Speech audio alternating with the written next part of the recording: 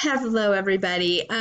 So we are going to look at, last week we looked at emerging adulthood, which really, that's technically kind of those college years, if you go to college, because again, in those, at that age, you still are dependent upon usually your parents or somebody to be paying the bills a little bit at least while you go to college. It's kind of stereotypical. Now, maybe that's not your situation. And so, again, then you fit into this next category that we're going to talk about this week, and that is young adulthood. And so we're going to go ahead and get started with that. I know that some of you sometimes tell me, you're not following along in the book. That's right, I'm not. I look at the book as it's something I want you to be reading, and then my lectures are a supplemental to that. And so this week you should be reading, or for this unit for emerging and young adulthood, it should be chapters 10 and 11 in your book, and so that's where you'll want to look. Also for some test questions, quiz questions. You're not actually going to have a quiz this week, so it's just going to be your test.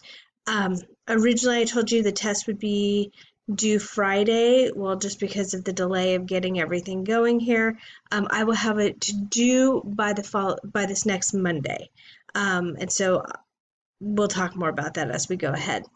Hopefully you guys can also be joining me during my Zoom lecture, or it's not even lectures, Zoom meetings once a week, and just kind of to check in. If you have any questions, then that would be a great time to ask.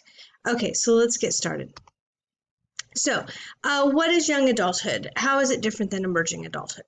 Well, again, emerging adulthood is supposed to be kind of those years when you're officially an adult, but you're not necessarily independent. And so young adulthood is the other route that individuals can take at this age, where really they're more responsible for themselves. So there we go. Most important makers of transition to adulthood. Again, accepting responsibility for oneself, making independent decisions, and the biggest one, becoming financially independent, which seems to be getting harder and harder as we move forward in our society. We've talked about this before. Rent is so expensive right now. And so that is making it harder for people to move out and get their own place.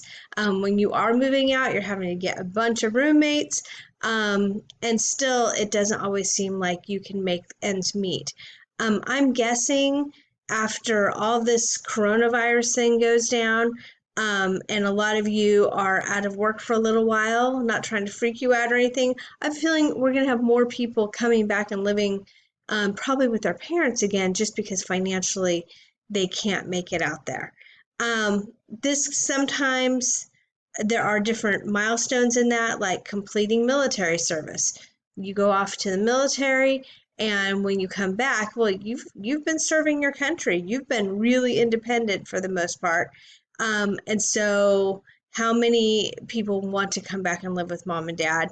Not a lot. So that's that. Again, they're very young, but that might be what kind of kicks them into that transitioning adulthood. Getting married. Yeah, it's tough on a marriage if you live with your parents, although I know people who do it because of financial reasons, or again, supporting a family. Okay, so let's talk about physical health during these years. So I don't want to, this isn't to make anybody feel bad or guilty or anything like that, but as you know, our society, it seems like we have two extremes. We have the extreme over here who is all about health and fitness and watching everything we eat.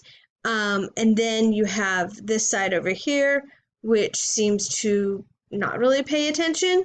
But unfortunately, this side is becoming more overweight and obese. An adult with a BMI of over 25 is classified overweight. and an adult with a BMI of over 30 is considered to be obese. So what does BMI stand for? It is your basal mass index. It's the direct measure of ratio of weight to height. There may be ethnic differences in that because some ethnicities might be like a larger boned person. I know I have a niece and she is just a larger girl, but like you would look at her and go, she's fit, she's really strong, she's skinny. She's actually in the army, and based on army calculations, she sometimes doesn't pass her physical because she's so muscular. Her weight is heavier than what they want it to be. And so sometimes these things, the BMI thing can be a little confusing, and it's not always, honestly, the best measure of health and fitness. The amount of energy the body uses when at rest is your BMR. It's the basal metabolic rate. 25 to 50 is the average person's BMR, and it declines as a natural part of the aging process.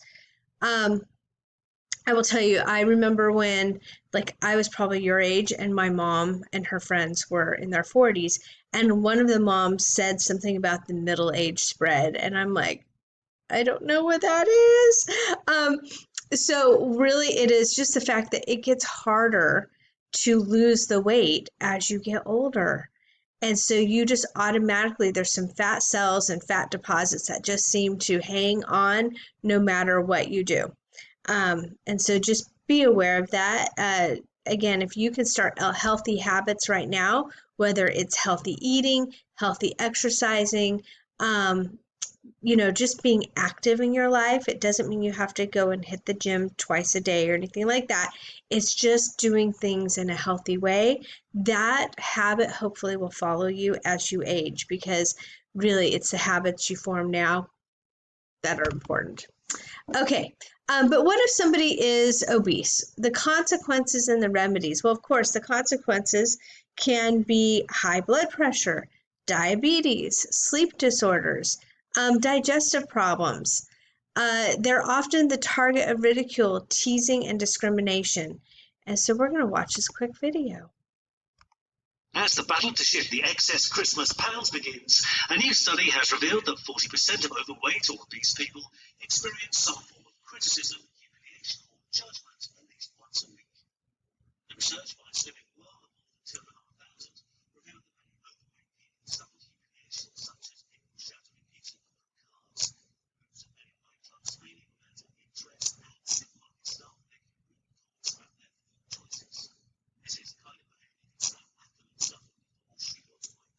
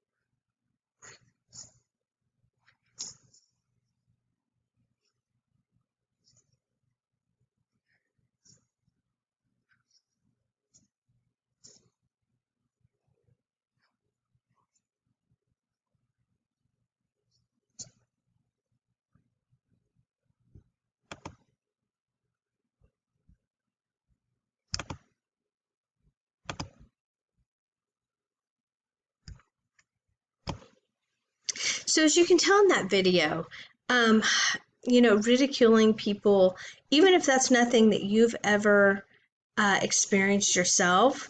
But you know what? I think people around you probably have if they have been overweight at all. It is something that unfortunately is common in our society. And so I think it's just making sure you're aware. And if you have your friends doing that, if you see them doing that, stop them. Say, hey, you're not being helpful here, because that's not helping. It's only hurting. How about remedies of obesity? Well, number one, exercise. Aerobics, vigorous movement that substantially elevates the heart rate for at least 30 minutes. And it has a mental health benefit. You get those endorphins going, and that is an awesome thing. Of course, we should be watching, what we eat. But that is, again, you can go to extremes with that. Okay, so let's move on to cognitive development and adult intelligence. Like I've said before, once you take your IQ test, or if you ever had an IQ test as a child, if you take your IQ test again as an adult, it should be about the same. IQ score, though, and career success, there's longitudinal studies of children with high IQs show that IQ is a strong predictor of adult success. It's not all based on IQ, though. It's also the ability to make decisions. I've met some really smart people who are just stupid.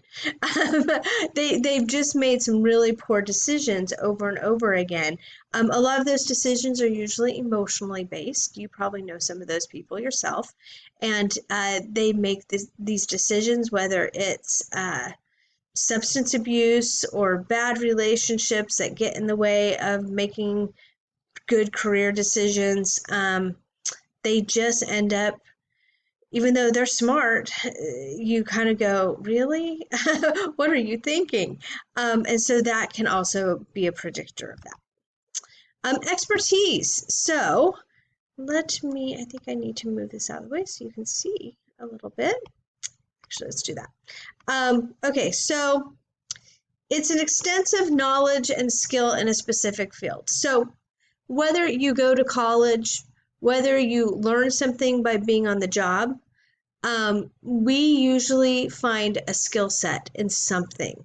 Again, it might be, hey, I know how to fix cars, or I know how to program computers, just because it's something you've been tinkering with. Or like I said, you may have gone to school and become a nurse or a doctor or an accountant or something where you have skills in that specific field. What also is happening during this time, though, is remember, your frontal cortex is maturing.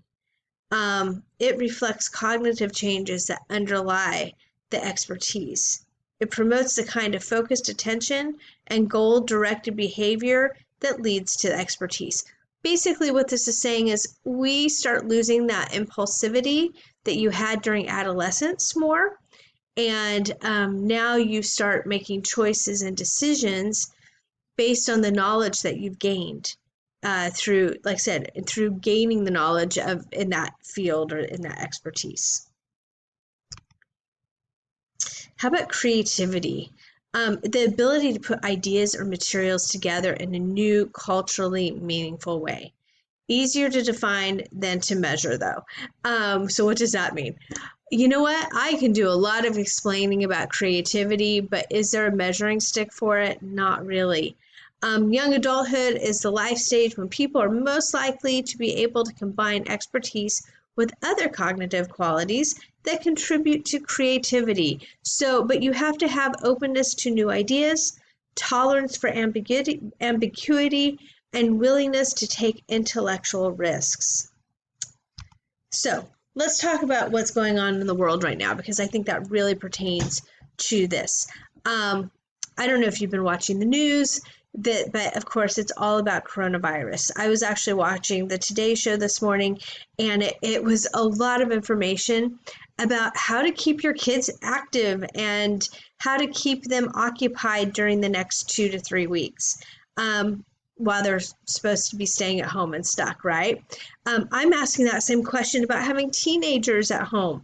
I think it's easier to be creative with little kids because you can do crafts and art and all this stuff, and there's people online doing things for kids to help keep them occupied. Teens tend to be less, they don't buy into all of that as quickly. And so trying to find creative outside of the box thinking. Honestly, my kids' school has decided, my youngest, a high schooler, the teachers are not allowed to teach any new information while the kids are out of school. Part of this is because of special ed. They would be out of compliance with the federal law. And so, there's a whole bunch of reasons for that. But because of that, they're not going to have a school like you do, or my other son that's in college does, that you can do online. They're kind of just left to their own.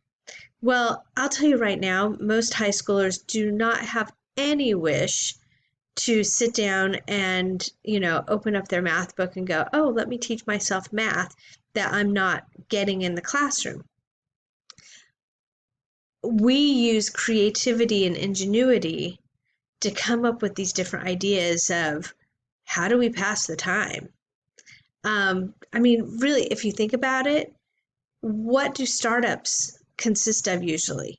If you know anything about startups, think like Palo Alto, Bay Area, where they've had all these internet startups. Do you know who starts those up?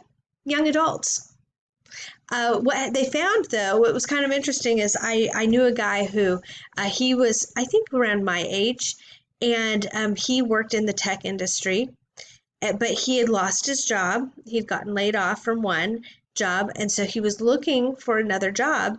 And what he found was they were asking, or he would ask the question, who are your gray hairs? And I'm like, what? Who are your gray hairs? What does that mean? Apparently, that industry learned that, yes, these young people are coming up with the creative ideas, but unfortunately, they don't have the management experience to run businesses that are making multi-millions of dollars. And so they look for people with more experience to help them out in that area so they can just really focus on the creativity. Because what you had was all these great ideas out there, startup business, making all kinds of money, but then they were going broke and they'd disappear overnight. And the reason was they didn't have anybody a little older with that experience helping guide them and keep them away from the pitfalls. So that is the creativity part. Okay, emotional and social development. That also happens a lot during this age because you are going to be making some major changes, right? If you remember back to Erickson, he talks about intimacy versus isolation. Erickson says unity is a newly formed identity with another person, an enduring, committed, intimate relationship. We are looking for our forever person during our young adult years. Even if you don't believe in marriage or anything or something like that, you usually, though, are looking for somebody to connect with. And so that is a huge change that takes place during these years. And it causes a lot of growth within us as we learn how to go from being independent as a me into that we again. But how do we find love? There's this thing called the triarchic theory of love, and that's what this is. That a consummate love has to consist of intimacy, passion, and commitment. So what happens if you only have, let's see if I can do this here. If you only have intimacy and infatuation, well, then you end up with romantic love. So that's really where most of our relations start, right? We like them. We like the person. We're infatuated by them. We're excited about the new prospect of a relationship. You're connecting. I know it says intimacy. We always put that together with sex. That's not necessarily how this works.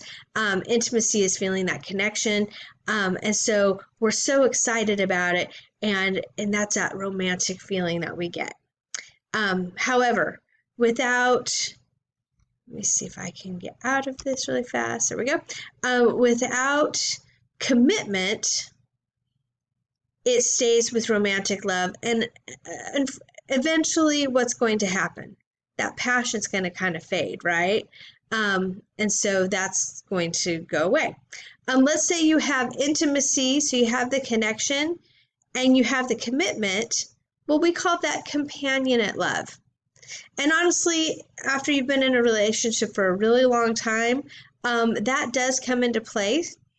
You see older people, you know, the elderly, I'm just going to tell you, some of them have sex lives, but not always, just because of physical reasons and limitations. But that intimacy and commitment together, they become best friends. And that's part of their survival. If you only have commitment and passion, you have fatuous love. And again, that's not going to last without the connection part, the intimacy.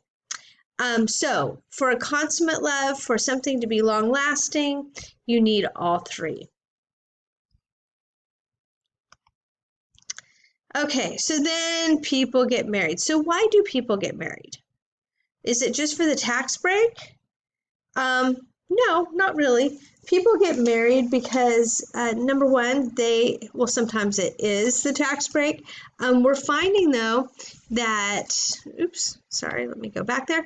We're finding that actually more and more people are just cohabitating. Not everybody is getting married. And if you don't know what that means, it's living unmarried with a different partner during adult life, or different partners during adult life.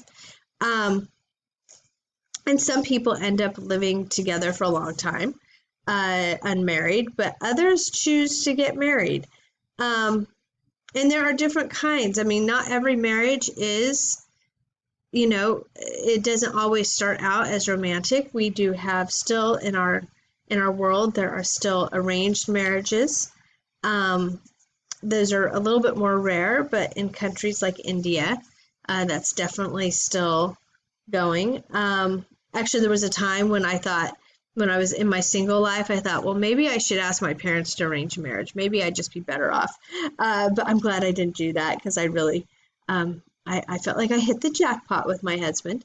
And so that's as far as we're going to get to marriage today. Then comes baby and the baby carriage. That's another huge change that takes place during this time of adulthood. We start families a lot of times. In some cultures, becoming a parent is an important event. So here's the question: is being a parent or having kids, is it an economic asset or is it a burden? Again, you get some tax rebates as an economic asset, but kids are definitely expensive. Something else that also can take place during this time, and I don't have it on here, but is divorce. And your book will cover that. Again, sometimes people rush into marriage. The things that we find to be endearing about somebody, we find to be annoying as time goes on. And some people choose to end their unhappy marriage. They even sometimes see it as a welcome relief. Other people, there's a lot of grief that is involved in it. So that is really, believe it or not, those are our notes in our lecture for this week. Of course, if we were in class, we would have more of a discussion. And so I do want you to check out the discussion section of Canvas, because I'm going to post a question, and you will get participation points by posting to that discussion. Okay? Hopefully you guys all are doing well. So stay well, stay wise, And remember to take your test over the weekend, okay? We'll see you soon.